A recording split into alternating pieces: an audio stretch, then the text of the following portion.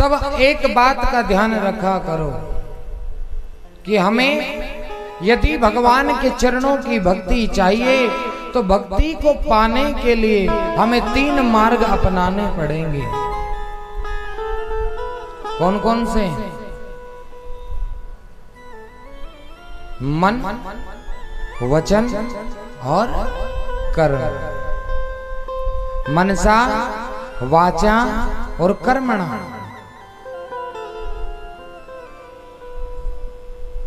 सबसे पहले हमें क्या करना है? सबसे पहले हमें कर्म करना पड़ेगा। करना पड़ेगा ना? पहले कर्म करेंगे तभी तो किसी चीज का दर्शन होगा। अच्छा, कर्म कैसे करें? बोले महाराज समय से घर से निकलें। कहाँ के लिए? कथा को सुनने के लिए। ये हमारा कर्म हो गया। हम अपने घर से चले कथा श्रवण करने के लिए, ये कर्म है हमारा जो कि किया जाना है।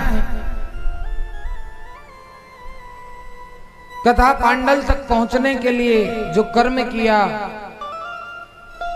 वहां पर पहुंचे। फिर उसके बाद क्या किया?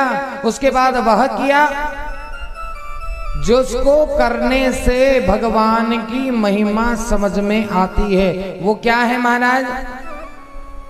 वो वाचा। जिस तरह से हमसे हरि नाम संकीर्तन गाया और गवाया गया, हमने भी उसी प्रकार से प्रभु का संकीर्तन अपने हृदय की गहराई से गाया। जब हमने भगवान के लिए कर्म किया और जब हमने वचन को भगवान के लिए समर्पित किया तो हमारे अंतःकरण, जिसको हम मन कहते हैं, हमारा मन भी भगवान के चरणों में लगना शुरू हो जाएगा। और जिसका मन भगवान के चरणों में एक बार लग गया मेरे प्यारे, फिर उसको जिंदगी में कहीं और जाने की आवश्यकता नहीं होती है। फिर उसके जीवन में भक्ति उतर आती है, जिसका मन गोविंद के चरणों में चला गया। अच्छा, मंदिर जाते हो मन से जाते हो कि मजबूरी में? अरे बताओ तो। कुछ लोग तो मन से जाते हैं, लेकिन कब? क्योंकि पहले वह मजबूरी में गया और बाद में मन गोविंद के चरणों में रम गया, इसलिए अब मन से जा रहा है। पहले शुरुआत तो उसने मजबूरी में ही की थी। हा? किसी ने बताया था कि बिहारी जी के रोज दर्शन करने जाओ, तुम्हारी मनोकामना पूरी होगी। तो पहले तो मजबूरी में आया था अपनी मनोकामना पूरी करवाने के लिए। ध्यान देना,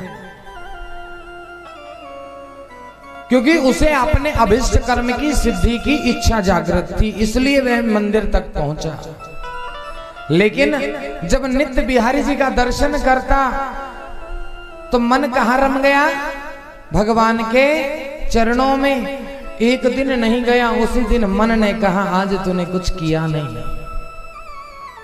एक दिन मंदिर नहीं गया, उसी दिन मन ने क्या कहा? आज तू मंदिर नहीं गया और आज तेरा बहुत बड़ा काम छूट गया है।